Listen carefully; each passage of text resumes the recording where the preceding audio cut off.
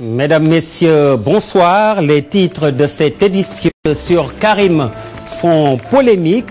Il ne faut pas anticiper. Mettre sur les audits, semble dire certains du côté du nouveau pouvoir. L'avenir du PDS en question après 12 ans à la tête du pays, c'est le retour à la case départ pour le parti de Wade renvoyé dans l'opposition. Enseignement, reprise timide des cours à l'UCAD, l'université Cheikh Anta Diop de Dakar. Le SAES suspend son mot d'ordre de grève et donne jusqu'au 15 avril au nouveau régime pour trouver un accord. La page internationale, les sports et le focus avec les propos de Maître Wade à Tivaouane. L'invité est Eliman Khan du Forum civil. Mesdames, Messieurs, bienvenue à tous.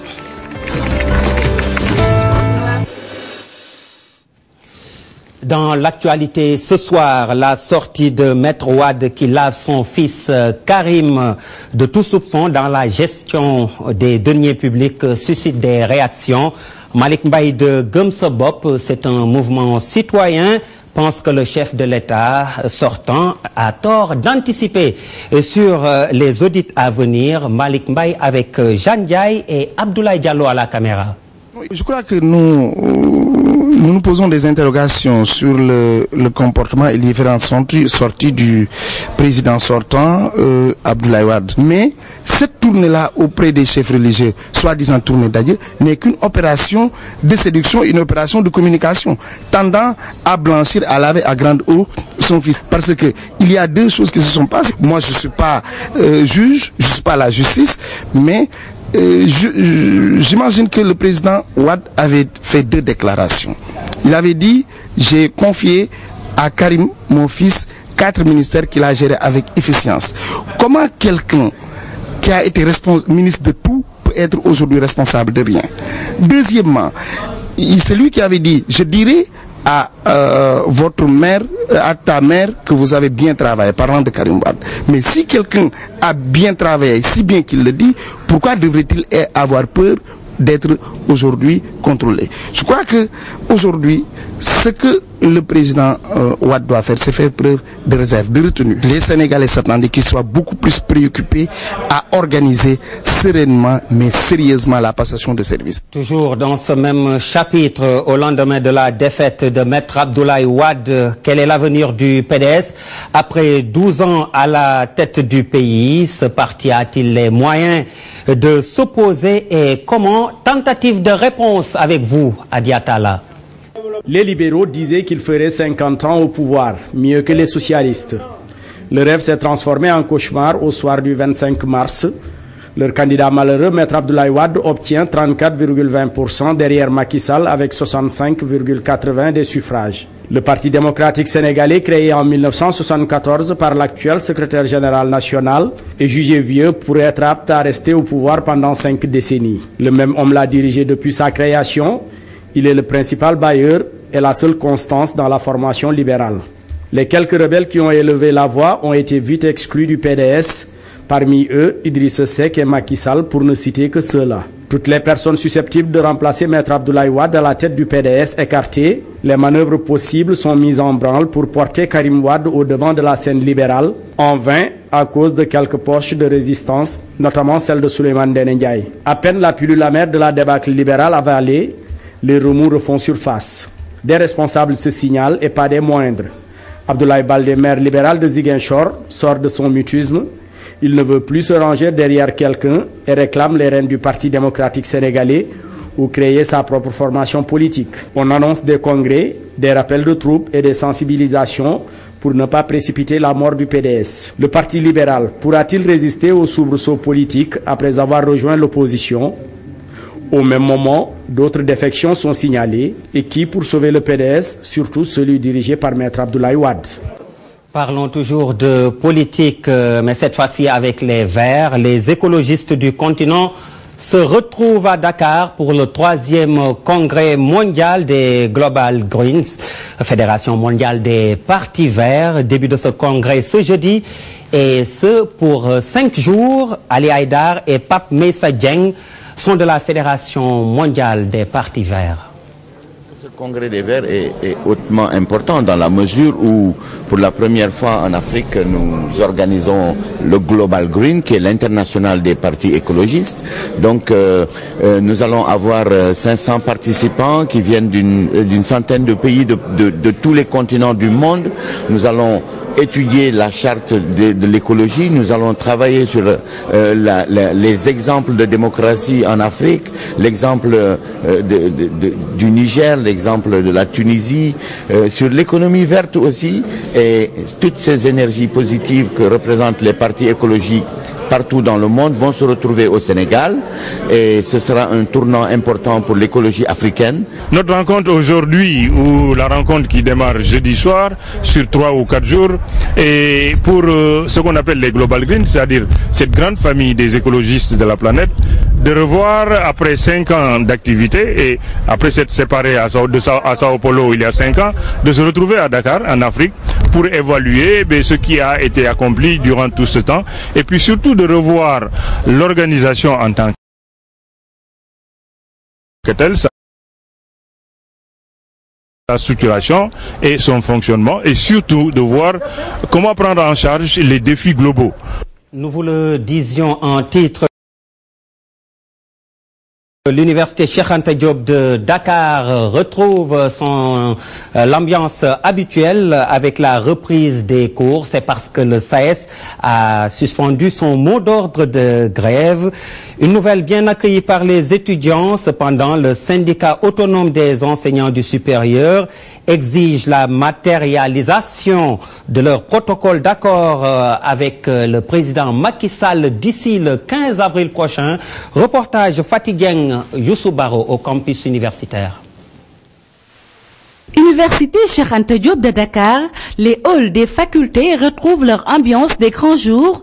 Après quelques mois de grève des professeurs, les étudiants regagnent les amphithéâtres en cette matinée fraîche. Nous tous, nous sommes heureux d'avoir repris les cours, vu que nous avons resté 4 mois sans faire cours, alors que nous sommes des nouveaux bacheliers. C'était le rêve de tout un étudiant, tu vois, de regagner les cours. Et si je prends par exemple mon exemple, moi j'ai quitté Fatick, tu vois, pour venir ici à Dakar étudier.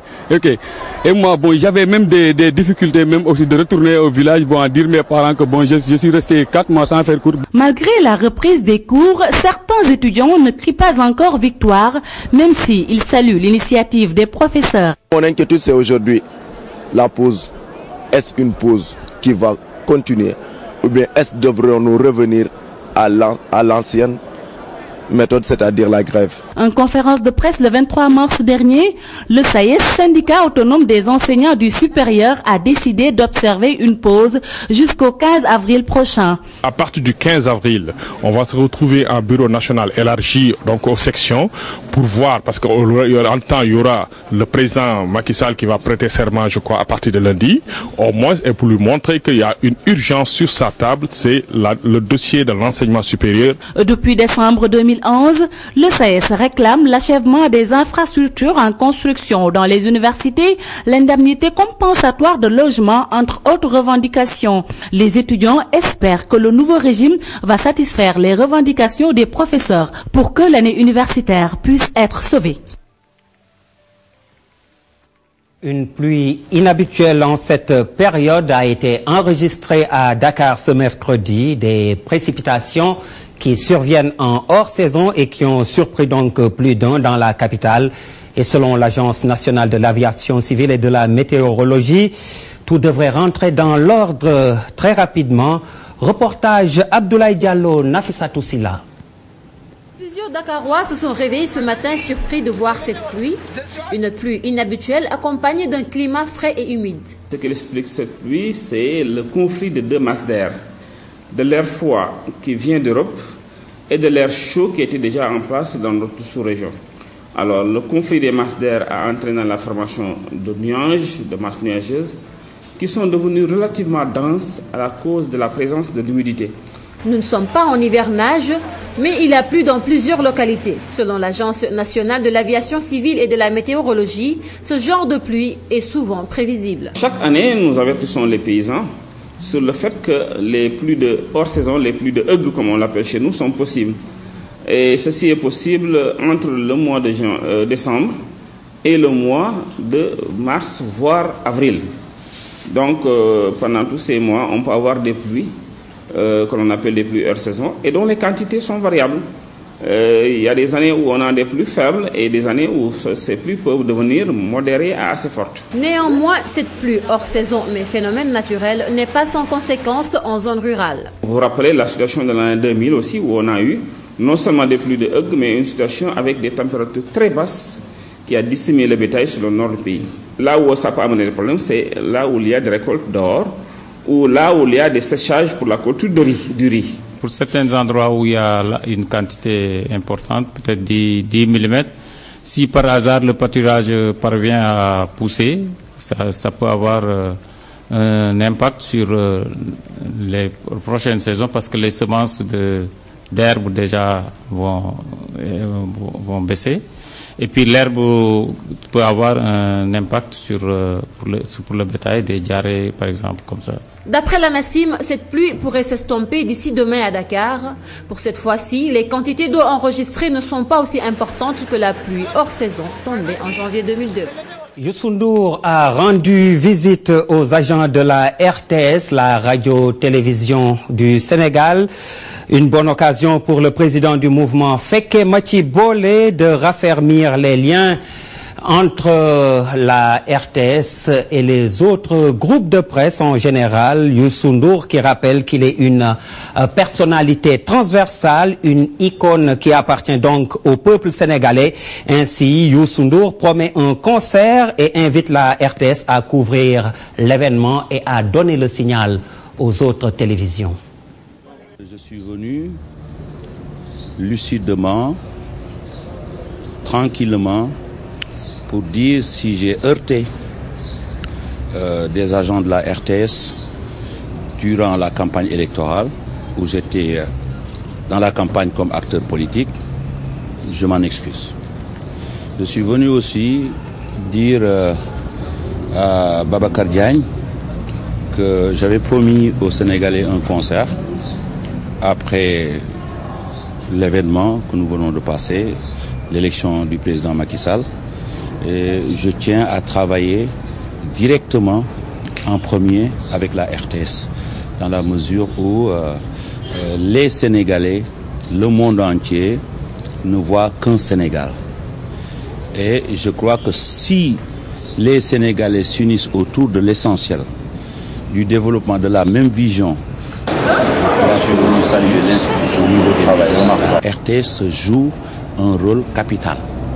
Et nous nous basons sur son expérience, l'expérience de ses agents, sur la technique mobilisée pour essayer de donner le maximum aux Sénégalais pour cette fête que j'avais promis lors de la campagne électorale. Et j'en ai profité aussi pour visiter les studios, rencontrer les techniciens, parce qu'il ne s'agit pas seulement de parler à mon ami, comme le directeur général, il faut parler aussi avec les gens qu'on ne voit pas, qui font un travail extraordinaire. Et agréable surprise, j'ai vu que la RTS,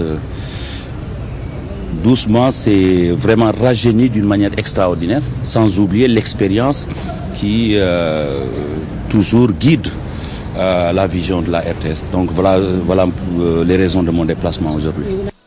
En attendant, la restitution de l'arbitrage budgétaire du ministère des Sports s'est déroulée ce mardi. Un programme des compétitions internationales retenu a été rendu public donc aux différentes fédérations sous la supervision du CNOS. Loin de faire la satisfaction de toutes les fédérations, cet arbitrage, Cheikh Sadibou Diarra, Abdou Aziz Ndiaye et Ababakar Kamara pour le reportage. 38 compétitions pour 24 disciplines. C'est le programme retenu lors de l'arbitrage budgétaire de l'année 2012 du ministère des Sports. Des choix qui cadrent avec la priorité de l'année. Nous avons retenu un programme des compétitions internationales pour l'année 2012 en mettant l'accent, donc en fixant comme priorité la participation aux Jeux Olympiques de Londres 2012.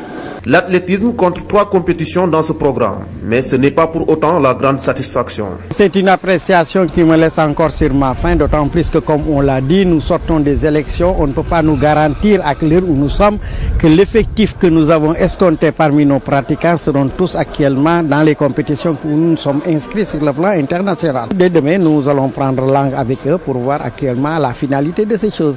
Le judo, quant à lui, est plongé dans l'incertitude à une semaine de sa compétition. L'effectif de ses combattants réduits est aussi regretté. Ma grande inquiétude, c'est par rapport à la participation effective du Sénégal.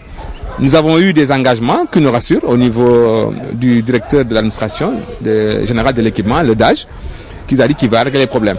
Mais n'oublions pas que ces 3 rubriques, c'est le transport aérien, c'est les accréditations et aussi c'est surtout les perdiums. Si on nous donne 14, y compris l'encadrement, on aura maximum 10 combattants. Et à 10 combattants, déjà, on ne pourra pas faire la compétition par équipe. 900 millions de francs CFA est le budget alloué au ministère des Sports en 2012. Une somme à revoir à la hausse par le nouveau président de la République. Selon un vœu du CNOS, une bonne participation aux compétitions en dépend. On passe au focus. Maître Wade a-t-il peur que son fils soit poursuivi? Tout porte à le croire. Lors de sa visite à Tivaouane, Maître Wade a dédouané son fils Karim.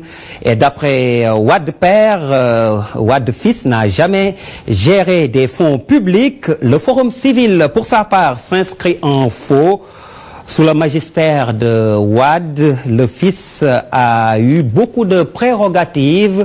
Il est maintenant temps d'assumer ses responsabilités. Le reportage est signé Fatih Bintou Conté et Ali Mbaye.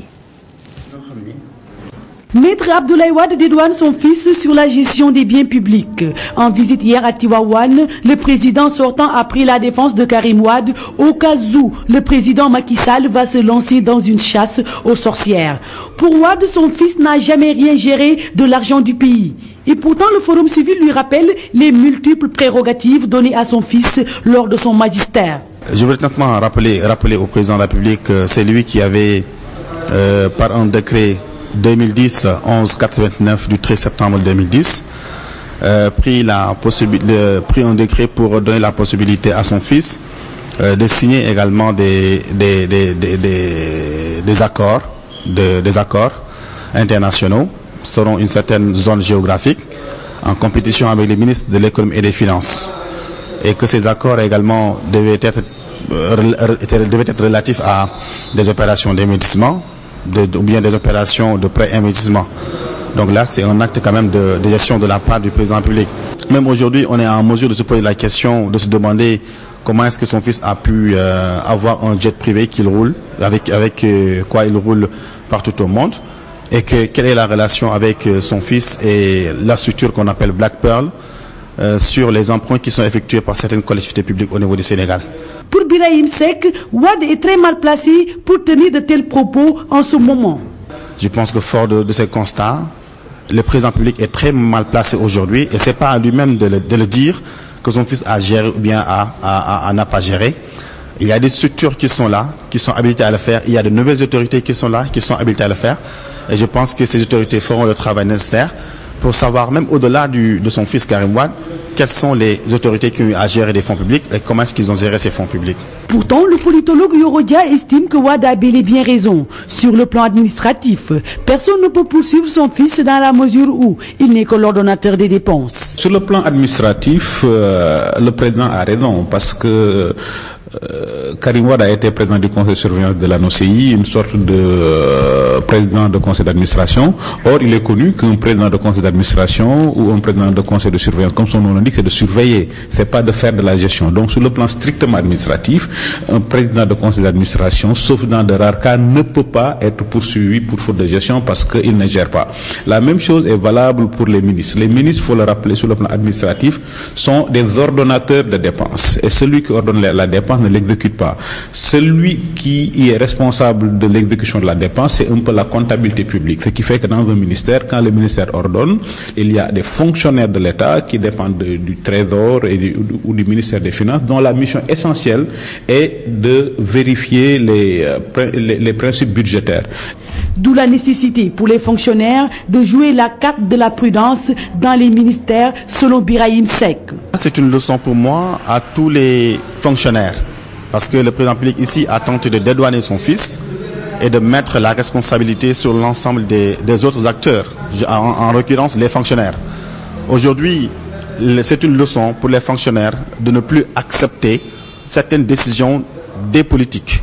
Chasse aux sorcières, Audi, quel que soit le mode opératoire, l'heure est au contrôle des deniers publics et personne ne doit y échapper. C'est faire preuve de salubrité que de sanctionner, comme l'a dit Landine Savani. Fatou Bintou Conté, merci. Nous recevons Eliman Kane du Forum Civil. Eliman Kane, bonsoir. Bonsoir. Alors, votre premier commentaire sur ce que Wade a dit à Tivaouane, comme on l'a dit dans le reportage, on est tenté de croire qu'il veut déjà dédouaner son fils.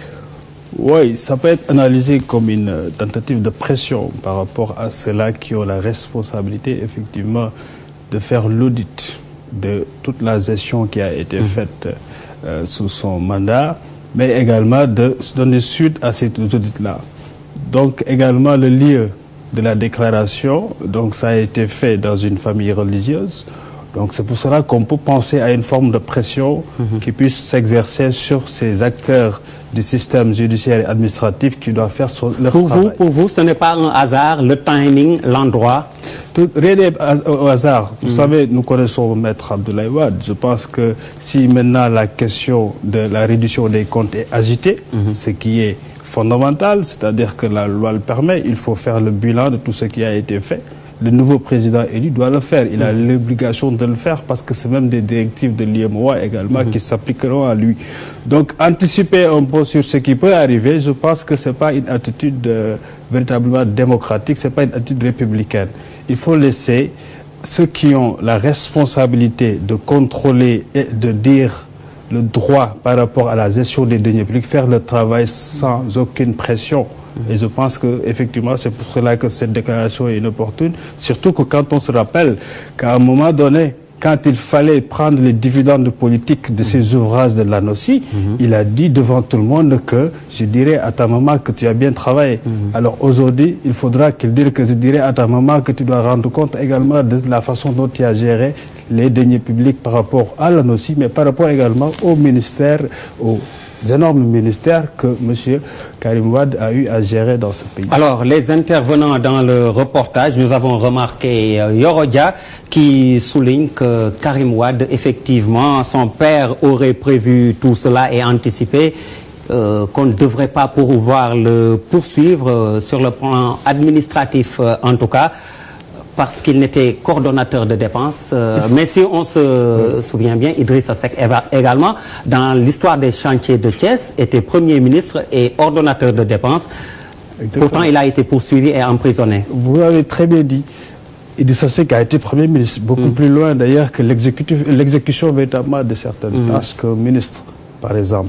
Et donc, à ce niveau, il faudrait que peut-être nos politologues ou spécialistes en sciences politiques devraient revoir leur cadre d'analyse et intégrer les nouvelles dynamiques citoyennes qui encadrent l'action politique dans ce pays-là.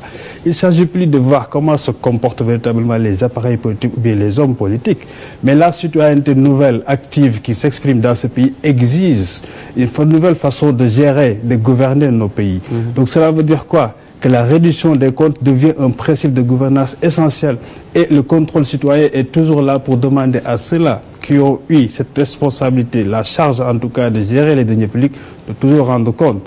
Donc, un ministre a une responsabilité morale par rapport, même si c'est un ordonnancement de dépenses, vous avez dit, le cas d'Idrissa Seck qui a été quand même emprisonné pour avoir effectivement, sur des chantiers qui ont été donc des chantiers de l'État, comme l'ANOCI a été également des chantiers de l'État, tout comme les autres ministères, comme la gestion de l'énergie, ont été également des chantiers de l'État. Même s'il faut le souligner, il a eu après à bénéficier d'un non-lieu. Mais le prétexte donc de cette discussion, c'est bien les propos de Wade et de Karim Wade, mais il y a bien d'autres qui sont concernés. Est-ce que le nouveau régime, d'après vous, doit s'imposer un calendrier pour ceux qui doivent rendre compte? Certains même, dans le nouveau pouvoir, ont dit qu'ils doivent doivent rendre gorge. C'est l'expression utilisée par Maître ABC, Alioune Badara Cissé, lors de l'émission, si je me souviens bien, Grand Oral avec Antoine Diouf. Rendre gorge. Oui, mais de toute façon, c'est une nécessité, donc la réduction des comptes. Je l'ai dit tout à l'heure, c'est prévu par le cadre juridique et institutionnel qui encadre l'action du président de la République, surtout nouvellement élu. Il a cette obligation de faire le bilan financier, de faire des audits et que ces rapports puissent être suivis. Nous pensons ce serait mieux d'ailleurs qu'il mette en place une commission pour s'occuper exactement de ce bilan et de ces audits-là, et pour s'occuper également, pour lui permettre à lui de s'occuper d'autres choses. Mais il faut le dire, il y a des organes qui existent, qui font leur rôle, qui font leur travail convenablement. C'est l'IGE, la Cour des comptes, l'ARMP, etc. Ils ont déjà fait des rapports d'audit sur des gestions qui attendent d'être tout simplement suivis. La CENTIF en a fait également. Près de 80 dossiers ont été comment dirais-je, mis sur la table. Il n'y a que 9 qui ont été traités. Donc il y a du boulot, énormément de travail à faire par le nouveau gouvernement qui va être mis en place par le président nouvellement élu Macky Sall. Et il faut rappeler que la véritable demande citoyenne aujourd'hui par rapport à ce nouveau président élu, c'est exactement à ce niveau, au niveau de la gouvernance, de la gestion des deniers publics, de la transparence. La bonne gouvernance. Donc, vous l'avez dit, le temps qui nous est imparti est pratiquement terminé, mais cette question me paraît incontournable. Alors, on a beaucoup parlé de diminution du coût de la vie et autres, mais je pense qu'il y a des réformes institutionnelles aussi qui devraient s'effectuer. Vous l'avez dit, tout ce qu'on a dit ici n'est possible qu'avec l'indépendance de la justice, par exemple. C'est un exemple parmi tant d'autres. C'est essentiel, parce que l'un des problèmes majeurs que nous avons eu sous l'alternance, c'est l'impunité. Et ça, c'est la responsabilité de la justice. C'est la responsabilité individuelle, personnelle également, des agents qui travaillent dans le système judiciaire, qui doivent prendre en charge leurs responsabilités. Parce que si aujourd'hui, on peut dédouaner un politique, et on va certainement inquiéter d'autres citoyens sénégalais qui ont eu la charge d'exécuter des ordres qui ont été donnés. Alors c'est le lieu de leur dire qu'il faut aujourd'hui qu'ils assument leurs responsabilités. Et aux fonctionnaires d'éviter la servitude volontaire. Voilà, et que devant une directive qui n'est pas légale, un fonctionnaire n'a pas l'obligation de l'appliquer. Maintenant, il y a effectivement tout un chantage que font ceux qui sont à un niveau supérieur pour les amener à faire des forfaits. Mais c'est aujourd'hui le temps, en tout cas, d'assumer les responsabilités individuelles. Merci Eliman Kane. Vous êtes du Forum Civil. Merci à vous également de nous avoir reçus chez vous. Un coucou aux lâcheurs qui m'ont laissé bien seul ce soir, mais vous allez les retrouver très bientôt, Inch'Allah. Merci, bonsoir. Merci Abdoulaye.